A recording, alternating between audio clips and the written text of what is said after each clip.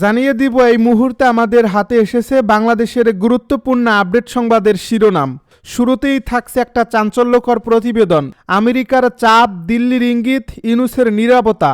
12 ফেব্রুয়ারির ভোট পাতানো হলে পতন অনিবার্য।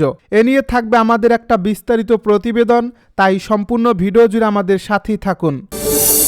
এবারে জানিয়ে দিব, দাবি আদায় না হলে সারা রাত ইসি অবরুদ্ধ রাখবে ছাত্রদল।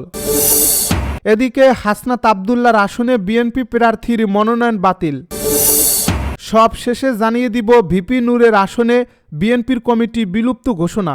এতক্ষণ শুনছিলেন হাতে থাকা আপডেট সংবাদের শিরোনাম, এবারে বিস্তারিত। তবে তার আগে অনুরোধ রইল ভিডিওটিতে একটি লাইক এবং কমেন্ট করে জানিয়ে দিন ভিডিও সম্পর্কে আপনার মূল্যবান মতামত। আরও জানিয়ে দিন ভিডিওটি কোথা থেকে দেখছেন বা কোন জেলা থেকে দেখছেন।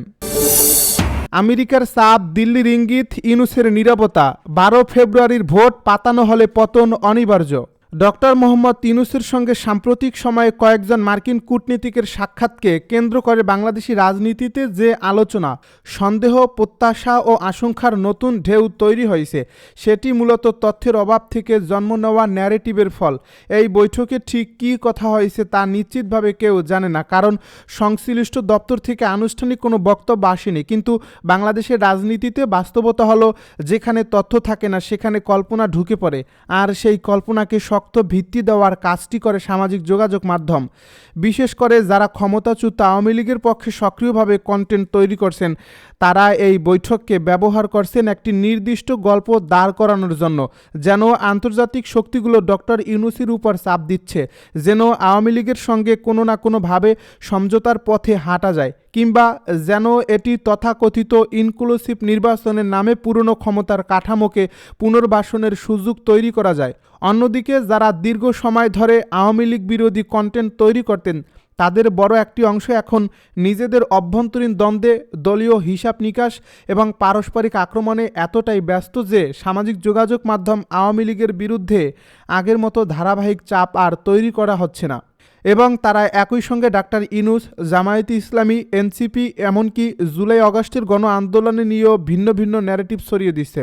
সবচেয়ে গুরুত্বপূর্ণ যে বিষয়টি চোখে পড়ে সেটি হলো, জুলাই আগস্টের আন্দোলনের সময় যেসব মুখ, যেসব চিন্তাবিদ, যেসব সংগঠন সবচেয়ে বেশি দৃশ্যমান ছিলেন, তাদের একটি বড় অংশ এখন কার্যত জনপরিসর থেকে অদৃশ্য।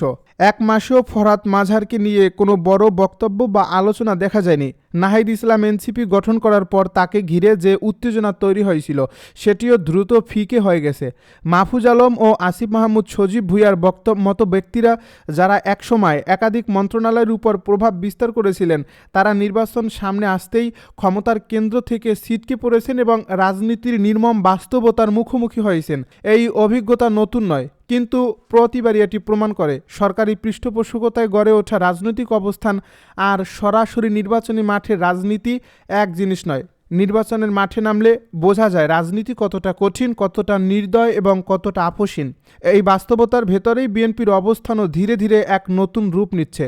তারেক রহমানের দেশে ফেরাকে ঘিরে যে আবেগ, যে অতিরঞ্জিত প্রত্যাশা তৈরি হয়েছিল, সেটি সময়ের সঙ্গে সঙ্গে স্বাভাবিক পর্যায়ে নেমে এসেছে। তিনি ক্রমশ একজন সাধারণ রাজনৈতিক নেতার মতোই জনপরিসরে উপস্থিত হচ্ছেন, যিনি কোনো অতি মানব নন, যার হাতে কোনো জাদুর কাঠি নেই। তাকে ঘিরে যে ব্র্যান্ডিংয়ের চেষ্টা চলছে, ভদ্রতা, সৌজন্য, ব্যক্তিগত গুণাবলী, সেগুলো 24 ঘন্টার বেশি মানুষের মনোযোগ ধরে রাখতে পারে না। কারণ সাধারণ মানুষ ব্যক্তিগত গুণের গল্প নয়, নিজের জীবনের বাস্তব সংকটের সমাধান খোঁজে। এই বাস্তব সংকট, হতাশা ও অনিশ্চয়তার পরিবেশেই মানুষ সহজে রোমান্টিক ন্যারেটিভে আকৃষ্ট হয়, যেগুলোর বাস্তব ভিত্তি দুর্বল হলেও শুনতে ভালো লাগে। দাবি আদায় না হলে সারা রাত ইসি অবরুদ্ধ রাখবে ছাত্রদল। নির্বাচন কমিশনের বিরুদ্ধে পোস্টাল ব্যালট সহ নানা অনিয়ম ও পক্ষপাতের অভিযোগ তুলে ইসি ভবন ঘিরে অবস্থান কর্মসূচি পালন করছে ছাত্রদলের নেতাকর্মীরা। রোববার ইসি ভবনের সামনে সমবেত হয়ে সংগঠনটির সভাপতি রাকিবুল ইসলাম বলেন, দাবি আদায় না হলে এবং ইসি তাদের বক্তব্যে গুরুত্ব না দিলে সারা রাত এই ভবনটি অবরুদ্ধ রাখা হবে। তিনি আরও জানান, ঐতিহাসিক জাতীয় সংসদ নির্বাচনকে সামনে রেখে আগামী 22 জানুয়ারি থেকে ছাত্রদল প্রচার কার্যক্রমে অংশ নেবে এবং জাতীয়তাবাদী জাতীয়তাবাদী দলই নির্বাচনে জয়ী হবে বলে তার আশাবাদী। একই সঙ্গে তিনি অভিযোগ করেন একটি বিশেষ রাজনৈতিক দলের দীর্ঘদিন ধরে সচিবালয় ও নির্বাচন কমিশনে অবাধ যাতায়াত ছিল, যা নিয়ে সবাইকে সতর্ক থাকতে হবে। কেউ যদি নির্বাচন বানচালের চেষ্টা করে তাহলে তার কঠোর জবাব দেওয়া হবে বলেও হুঁশিয়ারি দেন তিনি। আগামী 12 তারিখের নির্বাচনে ছাত্রদল গুরুত্বপূর্ণ ভূমিকা পালন করবে বলে জানান রাকিবুল ইসলাম। এর আগে সকাল 10:30 থেকে নির্বাচন কমিশন ভবনের সামনের সড়কে ছাত্রদলের বিপুল সংখ্যক নেতাকর্মী জমায়েত হতে থাকেন। এ সময় এই সংগঠনটি 3টি প্রধান অভিযোগ তুলে ধরে। 1. পোস্টাল ব্যালট সংক্রান্ত বিষয়ে নির্বাচন কমিশন পক্ষপাতমূলক ও বিতর্কিত সিদ্ধান্ত নিয়েছে, যা নির্বাচনের নিরপেক্ষতা নিয়ে গুরুতর প্রশ্ন সৃষ্টি করে। 2. একটি বিশেষ রাজনৈতিক গোষ্ঠীর চাপের কারণে ইসি দায়িত্বশীল ও যুক্তিসঙ্গত সিদ্ধান্তের পরিবর্তে হঠকারী ও দূরদর্শিতা সিদ্ধান্তহীনতায় ভুগছে। 3. বিশেষ রাজনৈতিক দলের সরাসরি প্রভাব ও হস্তক্ষেপে শাহজালাল বিজ্ঞান ও প্রযুক্তি বিশ্ববিদ্যালয়ের ছাত্র সংসদ নির্বাচন সংক্রান্ত বিষয়ে নির্বাচন কমিশন নজিরবিহীন ও বিতর্কিত একটি প্রজ্ঞাপন জারি করছে, যা বিশ্ববিদ্যালয়ের গণতান্ত্রিক চর্চার জন্য উদ্বেগজনক বলে দাবি করা হয়। হাসনাত আবদুল্লাহর আসনে বিএনপি প্রার্থীর মনোনয়ন বাতিল।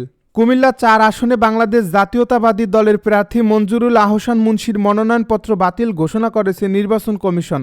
ঋণ খিলাফির অভিযোগে তার মনোনয়ন বাতিল করেছে নির্বাচন কমিশন। শনিবার বিকাল 4টায় রাজধানীর আগারগাঁওয়ে অবস্থিত নির্বাচন কমিশন ভবনের বেসমেন্ট 2-এর অডিটোরিয়ামে শুনানি শেষে এ ঘোষণা দেয় ইসি। এই আসনে 10 দলীয় নির্বাচনী জোট থেকে নির্বাচন করছেন এনসিপির আলোচিত প্রার্থী হাসনাত আবদুল্লাহ। এর আগে ঋণ খিলাফির অভিযোগ এনে মঞ্জুরুল আহসান মুন্সির মনোনয়নপত্র কেন বাতিল করা হবে না, এর জন্য ইসিতে আপিল করেছিলেন হাসনাত আবদুল্লাহ। পাশাপাশি বিএনপির এই প্রার্থীও হাসনাত আবদুল্লাহর মনোনয়ন বৈধতার বিরুদ্ধে পাল্টা আপিল করেন নির্বাচন কমিশনে। ভিপি নুরের আসনে বিএনপির কমিটি বিলুপ্ত ঘোষণা। নির্বাচনী রাজনীতির টানাপোড়েনের মধ্যে পটুয়াখালীর দশমিনা ও গলাচিপা উপজেলা বিএনপির কমিটি বিলুপ্ত ঘোষণা করা হয়েছে। শনিবার সকালে বিএনপির সিনিয়র যুগ্ম মহাসচিব অ্যাডভোকেট রুহুল কবির রিজভীর স্বাক্ষরিত চিঠিতে ওই 2 উপজেলার কমিটি বিলুপ্ত ঘোষণা করা হয়। পটুয়াখালী জেলা বিএনপির সভাপতি স্নেহা সুসরকার কুট্টি ও সাধারণ সম্পাদক অ্যাডভোকেট মুজিবুর রহমান টোটনের বাবরের কমিটি বিলুপ্তির চিঠি পাঠানো হয়েছে। দশমিনা উপজেলা বিএনপির সভাপতি ছিলেন আব্দুল আলিম তালুকদার ও সাধারণ সম্পাদক ছিলেন শাহ আলম শানু। অন্যদিকে গলাচিপা উপজেলা বিএনপির সভাপতি ছিলেন বীর মুক্তিযোদ্ধা সিদ্দিকুর রহমান ও সাধারণ সম্পাদক বীর মুক্তিযোদ্ধা সত্তার হাওলাদার। উল্লেখ্য, ত্রয়োদশ জাতীয় সংসদ নির্বাচনে তারা স্বতন্ত্র প্রার্থী কেন্দ্রীয় বিএনপির সাবেক নির্বাহী কমিটির সদস্য হাসান মামুনের পক্ষে কাজ করার বিষয়ে অনড় ছিলেন। এ আসনে বিএনপির জোটের প্রার্থী গণ অধিকার পরিষদের সভাপতি ভিপি নুরুল হক নূরের পক্ষে কাজ করতে নারাজ ছিল 2 উপজেলা বিএনপির নেতাকর্মীরা।